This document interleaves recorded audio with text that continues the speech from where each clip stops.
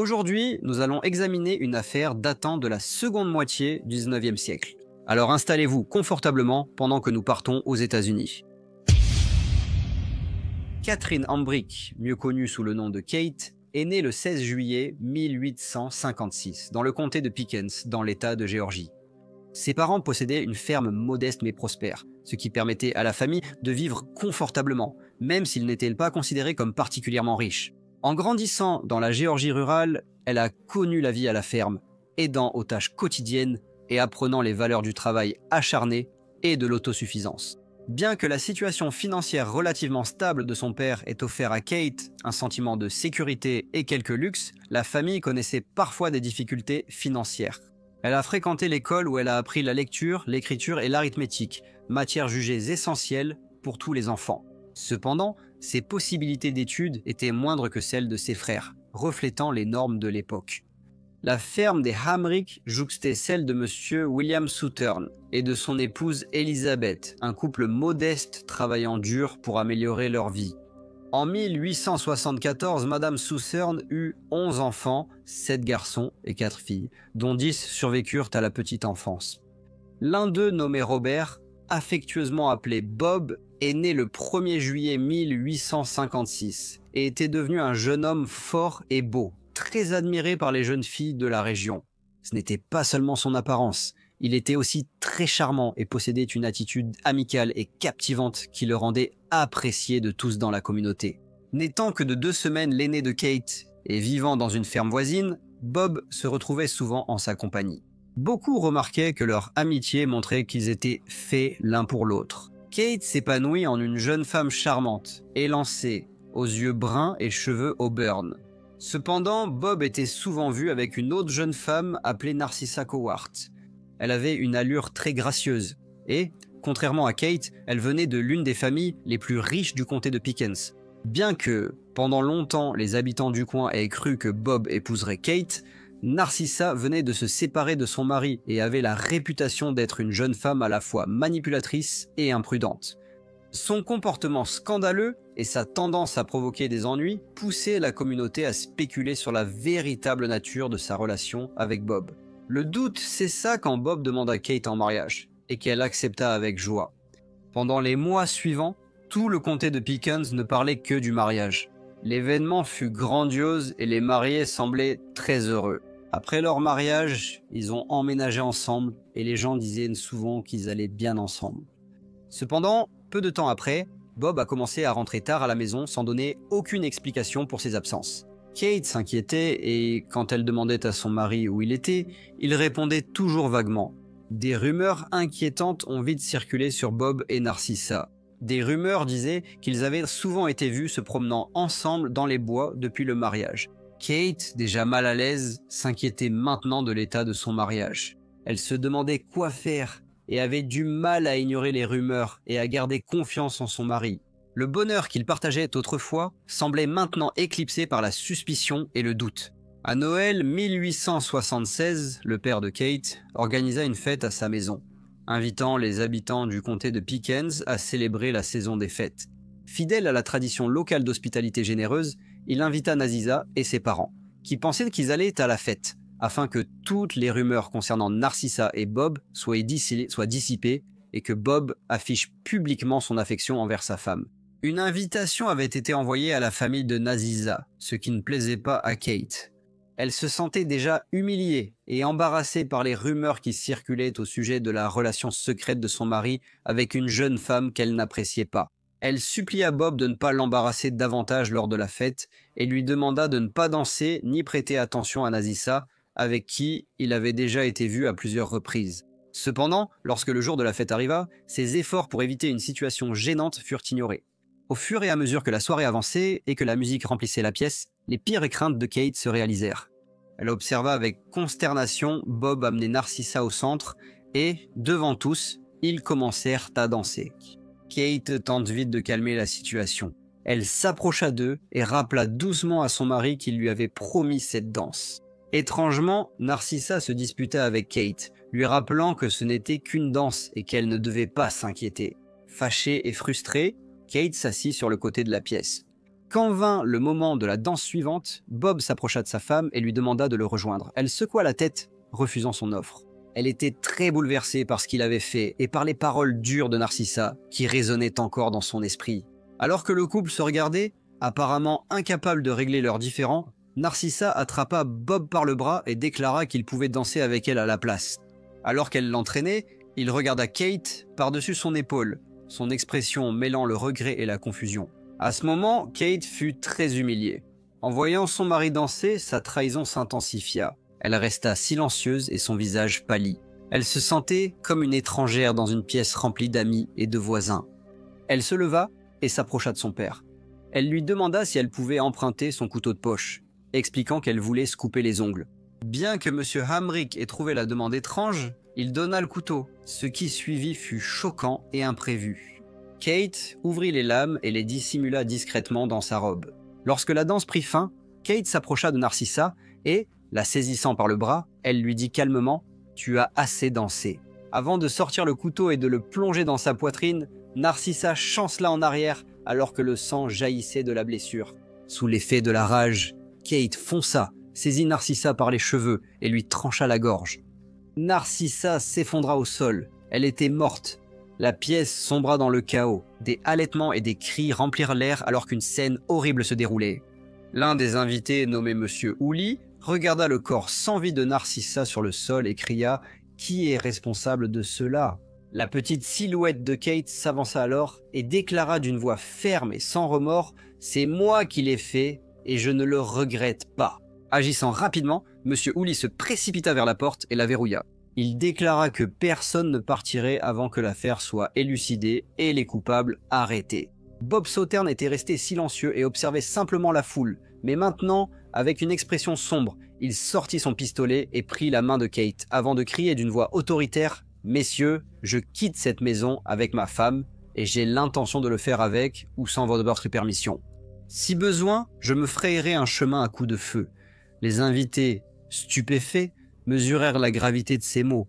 Bien qu'il y ait eu beaucoup de tension, personne n'essaya de les arrêter. Bob et Kate se frayèrent un chemin parmi les invités déconcertés et se dirigèrent vers la porte. Alors qu'ils sortaient dans la nuit, ils furent rejoints par le père de Bob, William, ainsi que par ses frères, James et Miles. Ils s'enfuirent tous, abandonnant la confusion et l'agitation de la soirée. Ils partirent vers le nord, décidés à recommencer loin du comté de Pickens. Les autorités apprirent avec incrédulité que les Southern avaient quitté la ville sans être poursuivis. Personne ne savait dans quelle direction ils étaient partis. Une équipe de recherche fut envoyée, mais Bob, Kate, le père et les deux frères de Bob restèrent introuvables. Une récompense substantielle pour leur arrestation fut offerte à la fois par la famille de la jeune femme assassinée et par le gouverneur de Géorgie. Pourtant, malgré les récompenses, ils échappaient toujours à la capture et, un an plus tard, restaient introuvables. En février 1878, W. Chilwell Finlay, détective privé et ex-shérif du comté de Pickens, apprit que Bob et Kate Southern, ainsi que le père et les frères de Bob, avaient été vus à Franklin, en Caroline du Nord.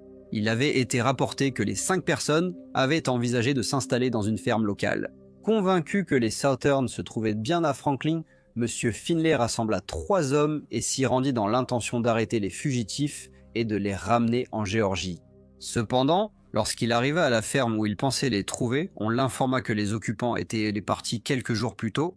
Il mena d'autres recherches et découvrit que les Southern voyageaient en charrette à bœuf, un moyen de transport particulièrement lent qui facilitait pour lui et son équipe de les rattraper. Lorsqu'ils localisèrent enfin la charrette, Bob et Kate s'étaient arrêtés pour camper pour la nuit. Ainsi, avec ses hommes positionnés stratégiquement autour de la charrette, M. Finlay s'approcha de Bob, se présenta et l'informa qu'il allait ramener lui et sa femme dans le comté de Pickens. Aucun coup de feu, Bob acquiesça simplement. M. Finlay fut surpris de voir Kate tenir un bébé dans ses bras. Il n'avait sans doute que quelques mois. Aucun des 5 n'a résisté à l'arrestation. En fait, il semblait y avoir une certaine résignation dans leur attitude, comme si la perspective de mettre enfin un terme à leur vie de fugitifs leur apportait un certain soulagement. À l'annonce de la capture, les habitants du comté de Pickens se sont réunis, attendant en silence le retour des fugitifs. Certains restaient horrifiés par la brutalité des actes de Kate. Cette nuit de décembre 1876, ils furent conduits à la prison locale et il fut convenu que Bob et Kate pourraient rester ensemble dans une cellule avec leur bébé. Le père de Bob et ses 2 frères furent relâchés, mais Bob fut retenu pour des délits mineurs. Kate fut accusée de meurtre au premier degré. Son procès fixé à mai 1878. Le procès attira l'attention et les journaux publiaient de nombreux comptes rendus des audiences. La couverture médiatique étendue offrait aux lecteurs des mises à jour complètes sur chaque aspect de l'affaire, leur permettant ainsi de rester parfaitement informés. Le flux continu d'informations gardait le procès sous les projecteurs et révélait la complexité d'une affaire qui fascinait toute la Géorgie. Kate avait plaidé non coupable et assisté aux audiences avec un bébé sur les genoux, malgré ses dénégations, mais il ne serait pas difficile pour l'accusation de prouver sa culpabilité, car Kate avait commis le meurtre lors d'une fête de Noël devant de nombreux témoins. La défense a voulu montrer une âme tourmentée. Ils ont affirmé que le mari de Madame Southern avait eu une liaison avec Mademoiselle Cowart avant d'épouser Kate et maintenu une amitié inappropriée après le mariage. Cette relation continue, affirmait-il, remplissait Kate de jalousie et de chagrin à cause des affronts et des insultes répétées qu'elle subissait. Le jour du meurtre, ils ont jugé le comportement de Monsieur Southern particulièrement épouvantable, car il a dansé avec Mademoiselle Cowart à la fête, causant une grande souffrance mentale à sa femme devant de nombreux habitants du comté de Pickens.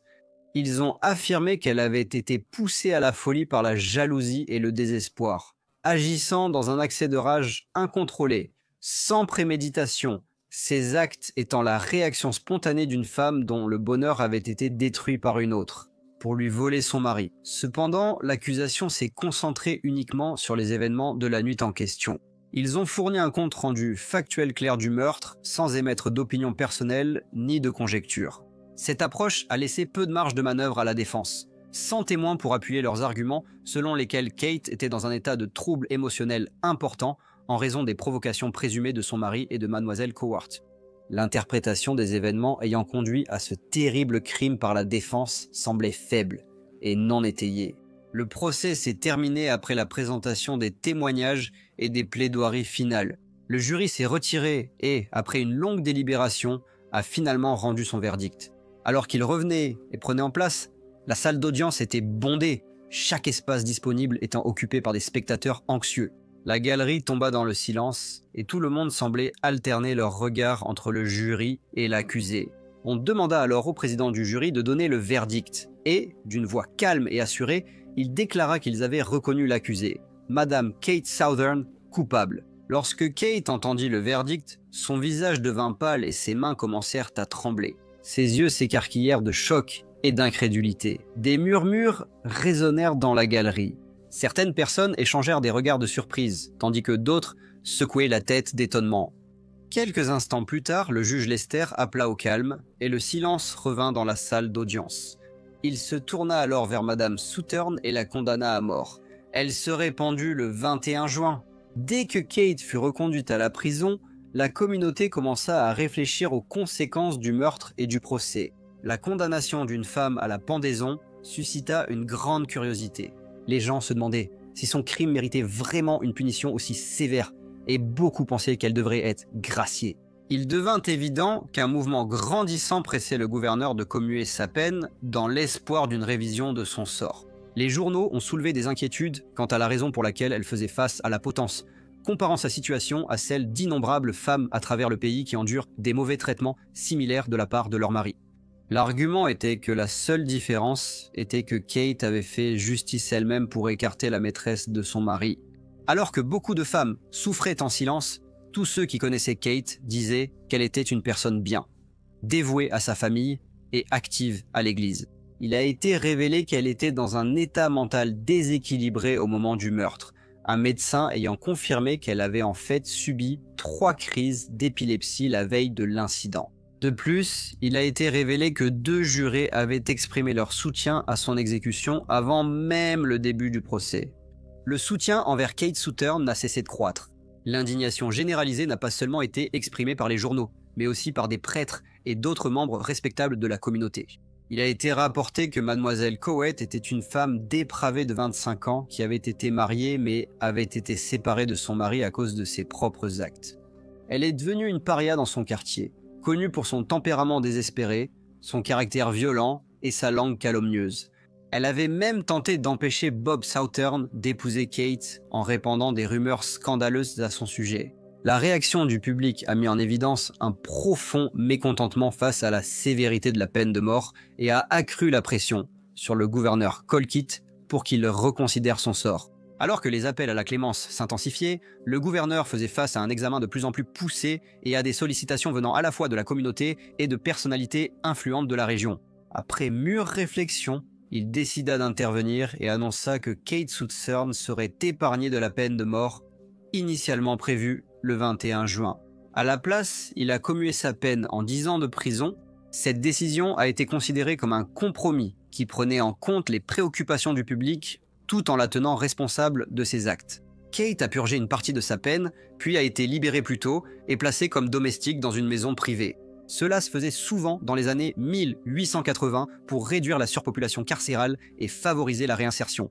Cette pratique reflétait l'importance accordée alors au travail pénitentiaire et à la réforme morale, le service domestique servant à réintégrer les femmes dans la société sous surveillance. Lorsqu'elle a finalement été libérée, elle et Bob ont eu 5 autres enfants.